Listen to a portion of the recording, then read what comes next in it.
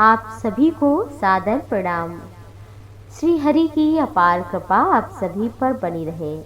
आइए श्रवण करते हैं 2020 में अनंत चतुर्दशी कब पड़ रही है।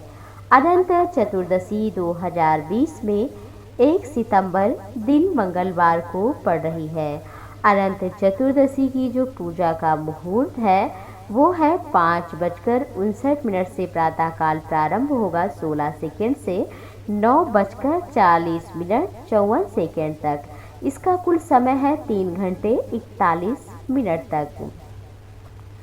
आइए जानते हैं कि 2020 में अनंत चतुर्दशी का क्या महत्व है। वैसे महत्व तो एक ही होता है, हिंदू सनातन धर्म में इसका बड़ा ही महत्व है। इसे अनंत चौदस के नाम से भी जाना जाता है।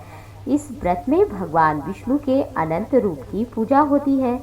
भाद्रपद मास में शुक्ल पक्ष की चतुर्दशी को अनंत चतुर्दशी कहा जाता है। इस दिन अनंत भगवान विष्णु की पूजा के पश्चात बाजू पर अनंत सूत्र बांधा जाता है। ये कपास या रेशम से बना होता है। इसमें 14 गांठें होती हैं। अनंत चतुर्दशी के दिन गणेश विसर्जन भी किया जाता है, इसलिए इस पर्व का महत्व और भी बढ़ जाता है। भारत के बहुत सी जगह में ये धूमधाम से मनाया जाता है। ये व्रत भाद्रपद मास में शुक्ल पक्ष की चतुर्दशी तिथि को मनाया जाता है।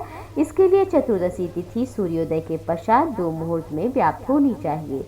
यदि चतुर्दशी तिथि सूर्य उदय के बाद 2 मुहूर्त से पहले ही समाप्त हो जाए तो अनंत चतुर्दशी पिछले दिन मनाए जाने का भी विधान है। इस व्रत की पूजा और मुख्य कार्यक्रम दिन के प्रथम भाग में शुभ माना जाता है। यदि प्रथम भाग में पूजा करने से आप वंचित रह जाते हैं तो मध्याह्न काल के शुरुआत में ही कर लेना चाहिए। अग्नि पुराण के अनुसार अनंत चतुर्दशी व्रत के महत्व का वर्णन भी मिलता है। इस दिन भगवान विष्णु के अनंत रूप की पूजा का विधान है। ये पूजा दोपहर के समय की जाती है। इस व्रत के पूजा का जो विधि विधान है इस प्रकार है। प्रातःकाल उठ करके शुद्ध मन से सात्विकता के साथ में मन कर्मवाणी से पवित्र होकर व्रत का संकल्प लें। पूजा स्थल पर कलश की स्थापना करें। कमल कलश पर अष्टदल कमल की तरह बने बर्तन में कुश से निर्मित अनंत की स्थापना करें। आप चाहे तो भगवान विष्णु की तस्वीर भी लगा सकते हैं। इसके बाद एक धागे को कुमकुम, केसर और हल्दी से रंग करके अनंत सूत्र तैयार करना चाहिए। इसमें 14 गांठें होनी चाहिए। भगवान विष्णु की तस्वीर के सामने रखें। अब भगवान विष्णु और अनंत सूत्र की षोडशोपचार से विधि विधान से पूजा करना चाहिए और पूजन के पश्चात अनंत सूत्र को बाजू में बांध लेना चाहिए। अनंत संसार महासमुद्रे मग्नम समभ्युद्धर वासुदेव अनंत रूपे विनियोजयस्व अनंत सूत्राय नमो नमस्ते। पुरुष अनंत सूत्र को दाएं में, महिला बाएं में बांधे। इसके बाद ब्राह्मण को भोजन कराना चाहिए और फिर सब परिवार प्रसाद ग्रहण करना चाहिए।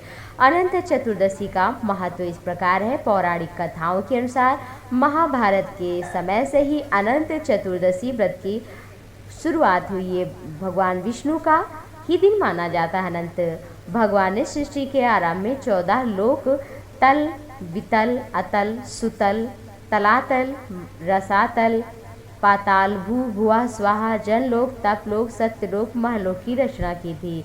इन लोकों का पालन और रक्षा के लिए स्वयं भी 14 रूपों में प्रकट हुए थे, जिससे वे अनंत प्रतीत होने लगे। इसलिए अनंत चतुर्दशी व्रत भगवान विष्णु को प्रसन्न करने के लिए अनंत चतुर्दशी का व्रत अनंत फल प्राप्त करने के लिए किया जाता है। मान्यता है कि इस दिन व्रत रखने के साथ साथ जो कोई भी व्यक्ति विष्णु सहस्त्र नाम के इस स्तोत्र का पाठ करता है उसकी समस्त मनोकामनाएं पूर्ण होती हैं।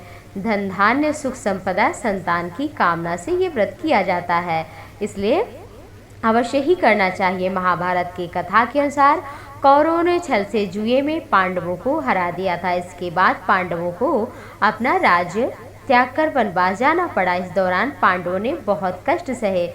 एक दिन भगवान श्री कृष्ण पांडवों से मिलने के लिए आए। भगवान श्री कृष्ण को देखकर युधिष्ठिर ने कहा, हे प्रभु, पीड़ा से निकालने के लिए दोबारा राज्य प्राप्त करने के लिए क्या कोई उपाय है? युधिष्ठिर की बात सुनकर भगवान ने कहा, आप अपने सभी भाई और पत्नी के साथ में भाद्र शुक्ल चतुर्दशी का व्रत रखें और भगवान की पूजा करें। इस पर युधिष्ठिर ने पूछा, अनंत कौन है, इसके बारे में बताएं। भगवान श्री कृष्ण ने कहा, विष्णु ही हैं। चातुर्मास में भगवान विष्णु शेषनाग की अनंत सैया पर ही शयन करते हैं। अनंत भगवान ने ही वामन अवतार में 2 पग में ही तीनों लोग को नाप लिया था। इनके ना तो आदि का पता है ना अंत का पता है, इसलिए इन्हें अनंत कहा जाता है। इनके पूजन से सभी प्रकार के कष्ट समाप्त हो जाते हैं। युधिष्ठिर ने परिवार सहित ये व्रत किया और उन्हें पुनः अपना राज्य और सम्मान फिर से मिला। तो आप सभी भी इस व्रत को करें, भगवान श्री हरि के नाम का कीर्तन करें। आप सभी पर विष्णु भगवान की अपार अनंत कृपा बनी रहे। आप सभी को सादर नमस्कार, प्रणाम।